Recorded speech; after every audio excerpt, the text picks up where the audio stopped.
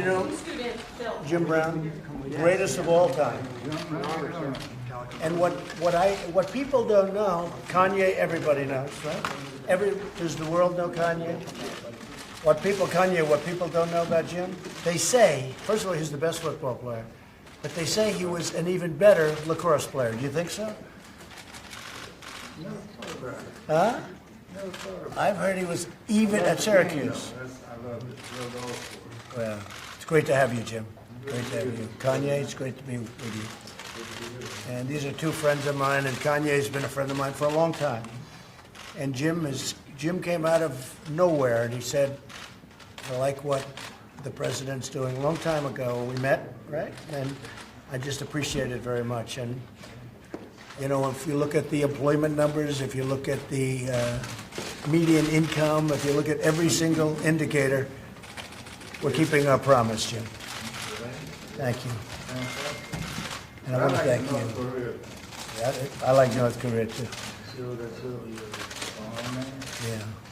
Yeah. Well, he's turned out to be good. Dialogue. We had a little dialogue.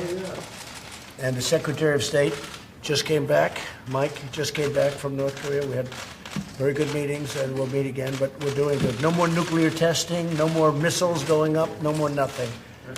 And it's that was headed to war. Yeah, I mean, to me, it seemed like that close. Yep, it was so close. I spoke to President Obama. I will tell you that was headed to war. And now it's going to be, I believe it's going to work out very well. And stop the war. We really stopped it. We saved millions of lives. You know, Seoul has 30 million people. You don't realize how big. 30 million people right near the border, 30 miles off the border. Millions of people would have been killed. And I will say Chairman Kim has been really good, and we made a lot of progress. That's nice that you say that, because that's a big thing. These folks were covering North Korea, I think not very promisingly. There were a lot of problems. President Obama said that was his biggest problem. And I don't say anything solved. Anyone solved one of his biggest problems? Yeah. We solved one of the biggest problems. Yeah. It was a big solving, and not solved yet, but I think we're on the way. We know he did with them. Yeah, we're well on our way. You know what I mean, too. In a short period of time, Jim. Very short period of time. You know, I left Singapore 3 months ago, and we've made a lot of progress, so it's very good. Hey, look, that's one of many things. But I appreciate everything with you. I tell you what, Kim was in. Mrs. Johnson, we got her out. She was very unfairly treated. And there are many other people like that. We have Larry Hoover's lawyer with us today, and it's a prisoner that we're focused on. He has 6 life sentences, and they have him next to the Unabomber doing 23 and 1. What did he do, Larry? What happened? What did he do? Why is he in? Yes, tell me. Tell us the story. Allegedly, it's for conspiracy from prison, from state prison. It's alleged. But we do believe, even if he did commit those crimes, the sentence was overly broad and too What was the sentence? 6 consecutive life sentences in the most secure prison in the world, also known as a clean version of hell, for basically an economic crime. What prison is that? Name the prison. ADX Supermax in Florence, Colorado. They house Unabomber, Al-Qaeda operatives, mass killers, Oklahoma City bomber, things of that nature. How old is he? How old? 68. He's 68 years old? Yeah, 68 years old. And really, the reason why they imprisoned him is because he started doing positive for the community. He started showing that he actually had power, that he wasn't just one of a monolithic voice, but he could wrap people around. So there's theories that there's infinite amounts of universe and there's alternate universe. So it's very important for me to get Hoover out, because in an alternate universe, I am him. And I have to go and get him free, because he was doing positive inside of Chicago, just like how I'm moving back to Chicago. And it's not just about, getting on stage and being an entertainer and having a monolithic voice that's forced to be a specific party. People expect that if you're black, you have to be Democrat. I've had conversations that basically said that welfare is the reason why a lot of black people end up being Democrat. They say, first of all, it's a limit to amount of jobs. So the fathers lose the jobs and they say, we'll give you more money for having more kids in your home. And then we got rid of the mental health institutes in the 80s and the 90s, and the prison rates just shot up. And now you have Chirac, what people call Chirac, which is actually our murder rate is going down by 20% every year. I just talked to the superintendent, met with Michael Sachs, that's Rom's right-hand man. So I think it's the bravery that helps you beat this game called life. You know, they tried to scare me to not wear this hat, my own friends, but this hat, it gives me power in a way. You know, my dad and my mom separated, so I didn't have a lot of male energy in my home. And also, I'm married to a family that, you know, not a lot of male energy going on. It's beautiful, though. But there's times where, you know, it's something about, you know, I love Hillary. I love everyone, right? But the campaign, I'm with her, just didn't make me feel as a guy that didn't get to see my dad all the time, like a guy that could play catch with his son. It was something about when I put this hat on, it made me feel like Superman. You made a Superman. That's my favorite superhero. And you made a Superman cape for me also as a guy that looks up to you, looks up to Ralph Lauren, looks up to American industry guys. Non-political, no bullshit. Put the beep on it, however you want to do it, 5 seconds delay, and just goes in and gets it done. Right now, you gave me the heart to go to Adidas, because at Adidas, when I went in 2015, we were a $14 billion company, losing $2 billion a year. Now we have a $38 billion market cap. It's called the Yeezy effect. And I went to Casper. We had a meeting in Chicago. And I said, you have to bring manufacturing onshore, not even shore, into the core.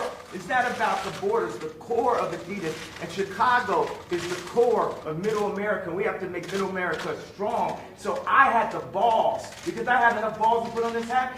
I mean, this Adidas thing made me a billionaire. And I could have lost $200 million walking away from that deal. But even with that, I knew it was more important for me to take the chance of walking away from that deal than to have no fathers in Chicago with no homes. And when we do have prison reformation, because it's habilitation, not rehabilitation, because we didn't have the abilities in the first place. We never had anyone that taught us. We didn't teach us. Exactly, we had no one that taught us, right? So it's more important than any specific deal, anything, that we bring jobs into America, and that we provide a transition with mental health and the American education curriculum that Jim has worked on. Larry Hoover also has a curriculum that he's worked on. We have Montessori curriculums that we worked on. WeWorks has a beautiful curriculum. The Waldorf establishment has a curriculum. We have meditation. There's a lot of things affecting our mental health that makes us do crazy things, that puts us back into that trap door called the 13th Amendment. I did say abolish with the hat on, because why would you keep something around that's a trap door? If you're building a floor, the Constitution is the base of our industry, right? Of our country, of our company. Would you build a trap door that if you mess up and you accidentally something happens, you fall and you end up next to the Unabomber? You got to remove all that trap door out of the relationship. The 4 gentlemen that wrote the 13th Amendment, and I think the way the universe works, it's perfect. We don't have 13 floors, do we? You know, so the four gentlemen that wrote the 13th Amendment didn't look like the people they were amending. Also, at that point, it was illegal for blacks to read, or African Americans to read. And so that meant if you actually read the amendment, you get locked up and turned to a slave. Again, so what I think is we don't need sentences, we need pardons. We need to talk to people. I was diagnosed with bipolar disorder. I was connected with a neuropsychologist that works with the athletes in the NBA and the NFL. And he looked at my brain. It's equal on 3 parts. I'm going to go ahead, drop some bombs for you. 98 percentile IQ test. I had a 75 percentile of all human beings, but it was counting 8 numbers backwards off there as repeating. So I'm going to work on that one. The other one's 98%, Tesla, Freud. You know, so he said that I actually wasn't bipolar. I had sleep deprivation, which could cause dementia 10 to 20 years from now where I wouldn't even remember my son's name. So all this power that I got, and I'm taking my son to the Sox game and all that, I wouldn't be able to remember his name from a misdiagnosis. And what we need is we can empower the pharmaceuticals and make more money. That's one thing. I've never stepped into a situation where I didn't make people more money. So we can empower pharmaceuticals, we can empower our industries, we can empower our factories, we can bring not only Adidas on shore, we can bring Foxconn to set up a factory in, I think, Minnesota, 53,000. Wisconsin. Yeah, Wisconsin. They have 4,000 jobs, people making $53,000 a year. And one of the things we got to set is Ford to have the highest design, the dopest cars, the most amazing. I don't really say dope. I don't say negative words and try to flip them. We just say positive, lovely, divine, universal words. So the flyest, freshest, most amazing car. And what we want to start with is, I brought a gift with me right here. This right here is the iPlane 1. It's a hydrogen-powered airplane, and this is what our president should be flying in. Look at this shirt. We'll get rid of Air Force One. Can we get rid of Air Force One? No? You don't like that? Well, we're going to have Apple, an American company, work on this plane with.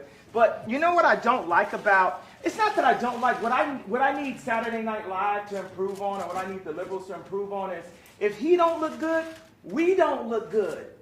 This is our president. He has to be the freshest, the flyest planes, the best factories, and we have to make our core be empowered. We have to bring jobs into America because our best export is entertainment and ideas. But when we make everything in China and not in America, then we're cheating on our country.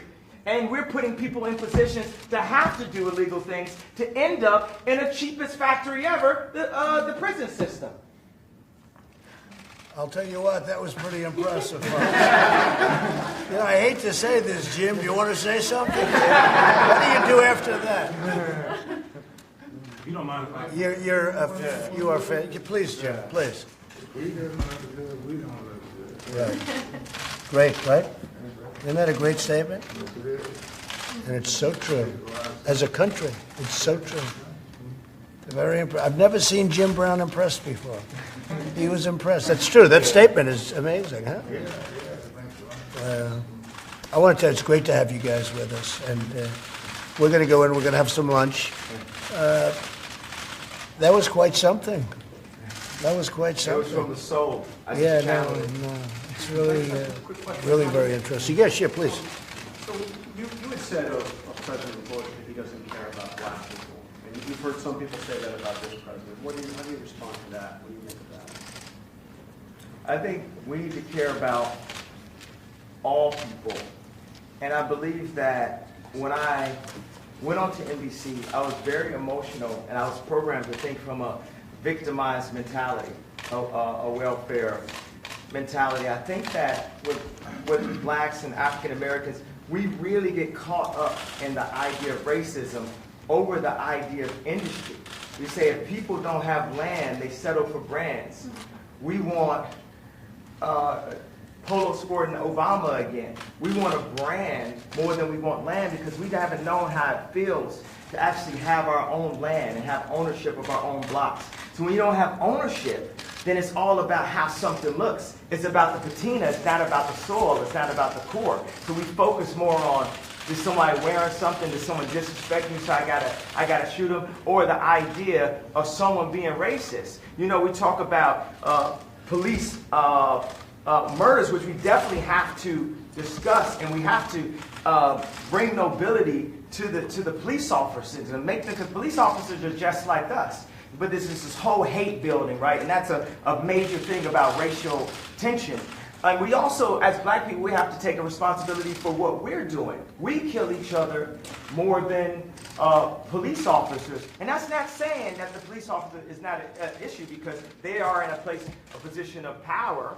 But sometimes they're in placement of law enforcement. They need to be law power. It's force versus power. When you shouldn't have to force people to do that. So a lot of times a police officer is sitting there, they're being forced to do this and forced to do that block, and then they force somebody into something and force something. We have to release the love throughout the entire country and give opportunities. A lot of times it's just the overall lack of reparations that we, at any given point, we say, oh, this is racist, this is racist, this is racist, this is racist. So we don't have the reparations, but we have the 13th Amendment. We got to open up the whole conversation. So, and that's a move, one of the moves that I love that liberals tried to do. The liberal would try to control a black person through the concept of racism because they know that we are very proud, emotional people. So when I said I like Trump to like someone that's liberal, they'll say, oh, but he's racist. You think racism can control me? Oh, that don't stop me. That's an invisible wall. Mr. West, what would you like? But you don't think Oh, your question. You had one question. We'll go to another question. I answered your question. I don't answer questions in simple sound bites. You are tasting a fine wine that has multiple notes to it. You better play 4D chess with me like it's Minority Report, because it ain't that simple. It's complex. Mr. West, what would you like?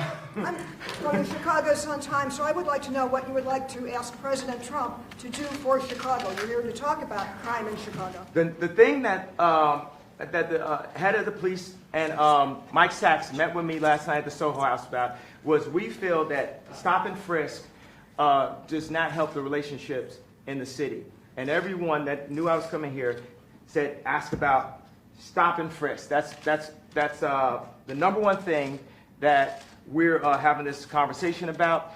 Another thing is opening up industries, and we've got to get some tax breaks because we're making we got a speed factory in Atlanta, but the shoes are costing us $300, so it's costing us too much to make things. So we need some prototypes here so we can get people back working. So China can't just beat us, and Vietnam can't beat us. You got Levi's, the greatest jeans company in the world, making their jeans in Vietnam. So we're going to need to get a few breaks to be able to have some places in my hometown of Chicago and the 2.7 million to the 9 million surrounding suburbs where we can create some factories. Now, I think it would be cool for them to be Trump factories because he's a master of industry. He's a builder. And I think it would be cool to have Yeezy ideation centers, which would be a mix of education that empowers people and gives them modern information. Like sometimes people say, this kid has ADD, this kid has ADD.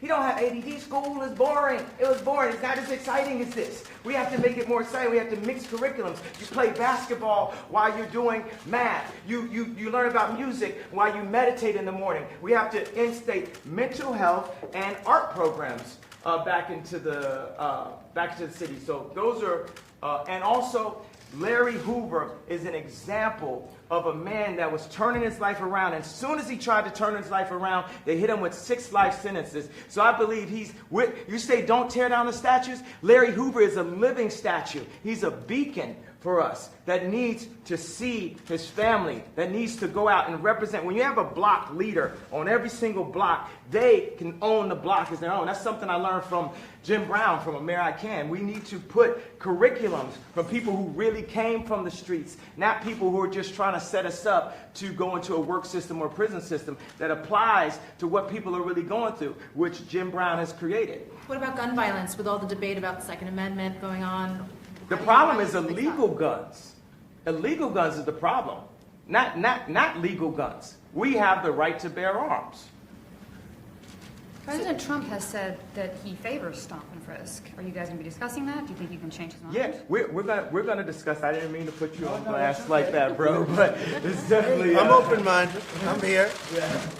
Mr. I am President, would you like him open-minded. to speak at one of your rallies? He can speak for me anytime he wants. He's been a great guy. He's a smart cookie. Smart. He gets it. These two guys, Jim Brown, he's been doing this for a long time. Is a future presidential candidate? Could very well be. Only after. Could very well be. That's good. I'm glad to hear that. We have a good. And the thing is, let's stop worrying about the future. All we really have is today. We just have today, over and over and over again, the eternal return, the hero's journey. And Trump is on his hero's journey right now. And he might not have expected to have a crazy motherfucker like Kanye West run up and support. But best believe, we are going to make America great. Now the thing is, another thing is black people have an issue with the word again. And I believe my feeling from that is because I'm going to go all the way Sigmund with it, because time is a minute. All we have is now. All we have is today. So the word again, it doesn't hurt us because of the idea of racism and slavery and different things. It hurts us because we need to focus on who we are now, today. I believe. So I actually brought some hats in that have a bit of a transition. I'm not trying to put you up there on the spot a little bit. I made a hat that says "Make America Great." Just that. But I would love to see, at the Super Bowl, Trump wearing the "Make America Great" hat, Colin wearing the "Make America Great," and showing that we can bend a bit on this side, we can bend a bit on this side, and we can learn how to be malleable in the infinite universe that we are and the loving beings that we are. That we don't have to stick to all traditions. And we aren't a side. We are one unit. We are one country. We are one moment in history and time. We might have been here before, but right now, we're here together. And the greatest value that people have are other people. And we need to stop working on red and blue. It's like a gang again. Let me ask you this question. You're in the Oval Office. Okay. How does it feel to be in the Oval Office? Oh, it is good energy in this. Isn't it good energy? Yeah. It's good energy. It's a great place. Jim, how do you feel? I feel good. Yeah. I truly feel good. I thank you, too. You're so respected. And what Kanye's doing has been incredible. All over the world they're talking about this. And I have to tell you, I had important meetings today with senators and with everything. Nobody cared. They wanted this meeting. This is the meeting. Is that right? I can say that to John. No, the others were good, right? But this is what they want. Maybe only you would be here. Well, it's my honor, Jim. I want to tell you, I've been a fan of yours for a long time. A long time. Nobody like you. Nobody like you. No athlete like you. Well, you know why I'm here? I'm here to serve. Yeah, it's really nice, man. I'm not here to ask for anything. Well, and you know, that's always been the way Jim has been for a long time. And he just wanted to help, and it's something special. Jennifer, did you have a question? I guess, what do you feel about Trump and Frisk? Are you gonna? Well, we're going to look at it. I'm open to everything. Hey, look, I think it's a shame what's happening in Chicago. What else can be done? I'm in Chicago a lot, too. I have nice things in Chicago. You know that, right? And I hate to see what's happening. They're having the numbers of people being shot and killed, and it's not for this country. So they have to do something, and I am totally open. If we can do it a different way, Kanye, I'm totally open. But they have to do, I mean, we all agree they have to do something, that's Mr. for sure. President, is it a law enforcement issue, a legislation? Well, maybe it's a legislative combination issue? of both. Yeah, I guess it is, but I think it's probably a combination of both. And it's also a respect issue. They respect this guy, they respect this guy. That's a big thing. Right now, they're not respecting, let's say, your mayor or let's say your leadership in Chicago, but certainly it shouldn't be happening. What's going on there should not be happening. Steve, go ahead. What do you want this meeting to lead to in terms of President? Honestly, from our standpoint, this was just set up to be a lunch of two people that I like, and I guess they like me. And we're going to have lunch, we're going to talk. You said, I guess you know I love you. I know. Did I? But I don't want to put you in that spot. But No, I'm standing in that spot. I love this guy right here. Let me give this guy a hug right here. I love this guy right here. That's really nice. Yeah. Come here. That's really nice. And that's from the heart. I didn't want to put you in that position, you know, but that's from the heart. Special guy. These two are special people. Whether you like it, whether you don't like it, they're special people. And I appreciate it. Jim, Kanye, I appreciate it. So let's go have some lunch. Okay? Thank you all very much. All right, guys, let's go. Make your way out. Great, John, huh? Hey, NBC News viewers, thanks for checking out our YouTube channel. Subscribe by clicking on that button down here and click on any of the videos over here to watch the latest interviews, show highlights, and digital exclusives. Thanks for watching.